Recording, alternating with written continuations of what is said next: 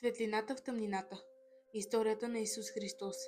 Една пиеса, която ще пречупи тишината на вековете и ще остави сърцето ти да трепти между страх и надежда. Потопи се свят, където предателството и мракът на човешката жестокост се сблъскват с милостта и безкрайната любов на Спасителя. Почувствай тежестта на гвоздиите, ехото от виковете, студената тишина на Гециманската градина и трепета на небето, когато светлината бе предадена в ръцете на тъмнината. Това не е просто театър.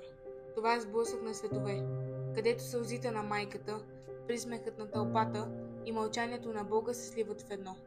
Ще усетиш страха, ще преживееш ужаса, ще докоснеш бездната на човешкото падение. И въпреки това ще видиш пламъка на надеждата, който не може да бъде угасен. Всеки миг на тази пиеса е белязан с напрежение, мрак и величие. Всеки звук ще разтърсва душата ти. Всяка дума ще се врязва като нож в сърцето ти. И всеки поглед на актьорите ще бъде огледало на собствената ти вяра и съмнение. Светлината в тъмнината е повече от история.